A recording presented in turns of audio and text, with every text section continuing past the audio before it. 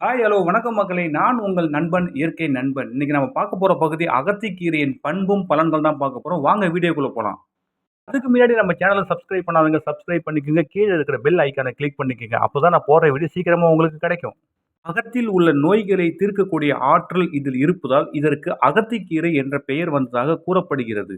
63 வகையான சத்துக்கள் அகத்திக்கீரையில் இருப்பதாக சித்த மருத்துவத்தில் கூறப்பட்டுள்ளது. இதில் 8.4% புரதச்சத்தும், 1.4% கொழுப்பு சத்தும், 3.1% தாது உப்புக்கள் மட்டுமல்லாமல் மாவுச்சத்தும், இரும்பு சத்து, விட்டமின் ஏ, விட்டமின் சி ஆகிய சத்துக்கள் நிரம்பி காணப்படுகிறது.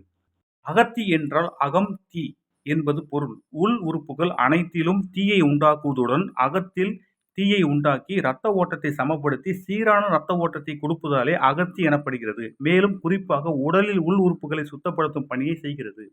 அகத்திக்கீரையை சமைத்து சாப்பிட்டால் உணவு எளிதில் ஜீரணமாகும், பித்தம் தொடர்பான நோய்கள் நீங்கும், உடல் சூடு தணிந்து கண்கள் குளிர்ச்சியாகும், சிறுநீர் மலம் தாராளமாக வெளியேறும், மனக்கோளாறுகள் நீங்கும், அல்சர் என்னும் வயிற்றுப்புண் குணமாகும். சுத்தம் செய்யப்பட்ட கீரையுடன் சின்ன வெங்காயம், மிளகு, சீரகம் சேர்த்து சூப் செய்து சாப்பிட்டு வந்தால் வயிற்றுப்புண் சரியாகும்.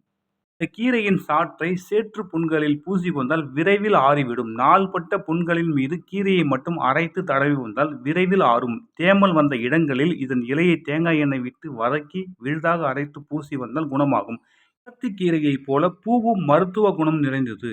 பூவை பொரியல் செய்து சாப்பிட்டு வந்தால் கண் எரிச்சல், தலை சுற்றல், சிறுநீர் மஞ்சளாக போவது போன்ற பிரச்சனைகள் சரியாகும். பீடி, சிகரெட் போன்ற புகைப்பழக்கம் உள்ளவர்கள் இந்த பூவை சமைத்து சாப்பிட்டு வந்தால் அவர்கள் உடம்பில் உள்ள விஷம் மலத்துடன் வெளியேறும். அது மட்டுமல்லாமல் புகைப்பிடிப்பதில் உள்ள ஆர்வமும் குறையும். அகத்தி பூவுடன் மிளகு, சீரகம், ஓமம், பூண்டு, வெங்காயம் சேர்த்து சமைத்து சாப்பிட்டு வந்தால் இதய படபடப்பு, இதய வீக்கம், சிறுநீரக நோய், புற்றுநோய் போன்றவை கட்டுக்குள் வரும்.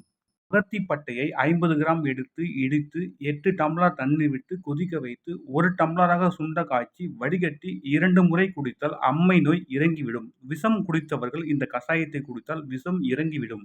வைகுண்ட ஏகாதசியின் போது இரவு முழுவதும் கண் விழித்திருப்பதால் உடல் சூடாகிவிடும். அதை தணிக்க அதற்கு அடுத்த நாள் அகத்திக்கீரையை குழம்பாக செய்து சாப்பிட்டால் உடல் சூட்டை தணிப்பதுடன் இரத்த அழுத்தத்தையும் சமநிலைப்படுத்தும். இதேபோல் இறந்தவர்கள் வீடுகளில் உடல் அடக்கம் நடக்கும் வரை பட்டினி கிடப்பார்கள். இதனால் உடல் சூடாவதோடு வருத்தத்துடன் இருப்பதால் இரத்த அழுத்தம் காணப்படும். இதற்கு நிவாரணம் பெற மறுநாள் கீரை சாம்பார் செய்து உண்பது வழக்கத்தில் உள்ளது. அகத்திக்கீரை மருந்துகளை முறிக்கும் தன்மை கொண்டது. ஆகவே சித்த மருந்துகள் சாப்பிடும் பொழுது இதை சாப்பிடக்கூடாது. பொதுவாக இந்த கீரையை அடிக்கடி சாப்பிடக்கூடாது. அப்படி சாப்பிட்டால் மருந்தாக செயல்பட வேண்டியது அதற்கு எதிராக செயல்பட்டு சொறி சிரங்கை ஏற்படுத்திவிடும். அகத்திக்கீரையும் கோழிக்கறியும் ஒரே நேரத்தில் சாப்பிடக்கூடாது. மது அருந்திவிட்டும் இந்த கீரையை சாப்பிடக்கூடாது. அப்படி சாப்பிட்டால் மாரடைப்பு உள்ளிட்ட இதயம் தொடர்பான பாதிப்புகளை ஏற்படுத்தும்.